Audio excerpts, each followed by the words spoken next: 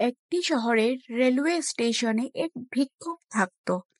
সে সেখানে আসা যাওয়া করা ট্রেনের যাত্রীদের কাছ থেকে ভিক্ষা করে নিজের পেট চালাতো।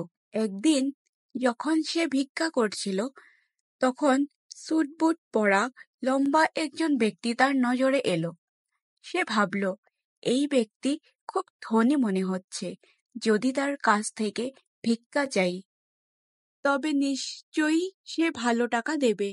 সে সেই লম্বা ব্যক্তির কাছে গিয়ে ভিক্ষা চাইতে লাগলো। ভিক্ষুককে দেখে সেই লম্বা ব্যক্তি বললেন, তুমি কি সবসময় শুধু চাইতেই থাকো? কখনো কাউকে কিছু দেওয়ার কথা ভেবেছ? ভিক্ষুক উত্তর দিল, সাহেব, আমি তো ভিক্ষুক। আমি সবসময় মানুষদের থেকে চাই। আমার এত সামর্থ্য কোথায় যে কাউকে কিছু দিতে পারবো? লম্বা ব্যক্তি বললেন, যদি কাউকে কিছু দিতে না পারো, তবে চাওয়ার অধিকার নেই। আমি একজন ব্যবসায়ী, লেনদেনের উপর বিশ্বাস করি। যদি তোমার কাছে আমাকে দেওয়ার মতো কিছু থাকে, তবেই আমি তোমাকে কিছু দেব। এই কথা বলে সেই লম্বা ব্যক্তি ট্রেনে উঠে চলে গেল। ভিক্ষুক তার কথাগুলো ভাবতে লাগলো। সে উপলব্ধি করল, হয়তো আমি বেশি টাকা ভিক্ষা পাই না, কারণ আমি বিনিময়ে কিছুই দেই না। কিন্তু আমি তো ভিক্ষুক, আমি কিভাবে কাউকে কিছু দিতে পারবো? দুদিন পর সে স্টেশনের কাছে বসেছিল। হঠাৎ তার চোখে পড়ল কিছু ফুলের দিকে, যেগুলো স্টেশনের আশেপাশের গাছে ফুটেছিল।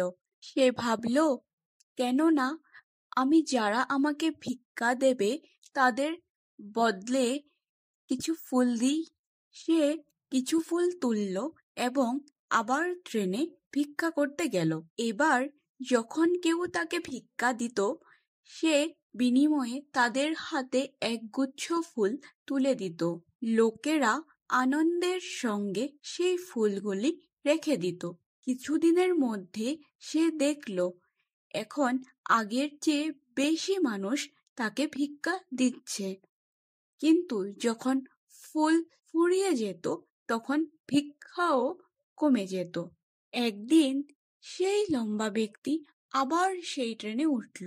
ভিক্ষুক ছুটে গিয়ে বলল, আজ আমার কাছে আপনাকে দেওয়ার মতো কিছু ফুল আছে। আপনি আমাকে কিছু দিন, আমি আপনাকে এই ফুল দেব। লম্বা ব্যক্তি খুশি হয়ে কিছু টাকা দিলেন এবং ভিক্ষুক তাকে ফুল দিল।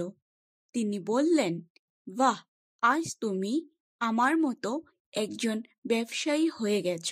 লম্বা ব্যক্তির কথা আবারও ভিক্ষুকের মনে গভীরভাবে ঢুকে গেল। সে বারবার সেই কথাগুলো মনে করতে লাগলো এবং খুব খুশি হয়ে গেল। সে দ্রুত ট্রেন থেকে নেমে এক উল্লাসিত কণ্ঠে আকাশের দিকে তাকিয়ে বলল, আমি ভিক্ষুক নই, আমি একজন ব্যবসায়ী। আমি ধনী হতে পারি। পরের দিন থেকে সে আর স্টেশনে দেখা দিল না।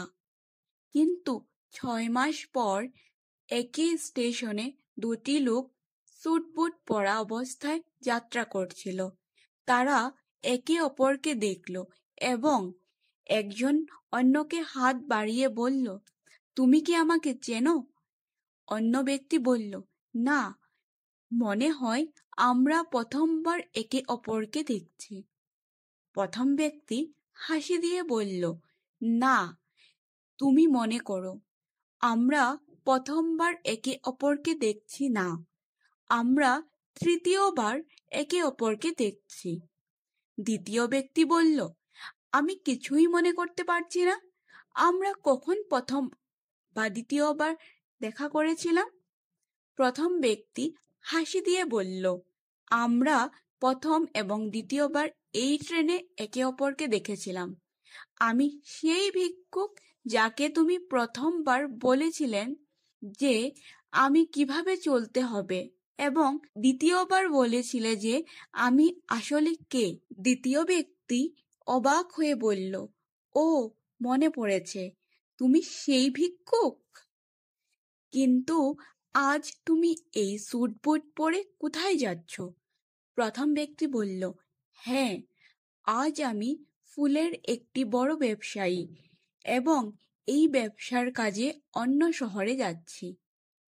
কিছু সময় পর প্রথম ব্যক্তি বলল, আপনি প্রথমবার আমাকে যে প্রকৃতি সংক্রান্ত নিয়মটি বলেছিলেন সেটা যে আসলেই কাজ করে তা আমি ভালো করে অনুভব করেছি। আমি ভাবতাম যে আমি শুধু ভিক্ষুক, কিন্তু যখন আপনি আমাকে দ্বিতীয়বার বললেন যে আমি একজন ব্যবসায়ী, তখন আমি বুঝতে পারলাম আমি আসলে ভিক্ষুক নই, আমি একজন ব্যবসায়ী। সে আরো বলল, আমরা মানুষের কাছে ফুল বিক্রি করছিলাম কারণ তারা কম দামে ভালো ফুল পেত। আজ আমি ফুলের একজন বড় ব্যবসায়ী এবং এটি আমার জীবনের বড় পরিবর্তন। উভয় ব্যবসায়ী হাসতে হাসতে স্টেশন থেকে নেমে গেল এবং তাদের ব্যবসার কথা আলোচনা করতে করতে এগিয়ে গেল। এই গল্প থেকে আমরা অনেক কিছু শিখতে পারি। ভিক্ষুক তার চিন্তা বদলে লেনদেনের নিয়ম অনুসরণ করে সফল হয়ে উঠল। তার জীবন বদলে গেল কারণ সে নিজের চিন্তা পরিবর্তন করেছিল। গল্পের সার কথা, সফলতা আপনার চিন্তা ভাবনায় লুকিয়ে থাকে।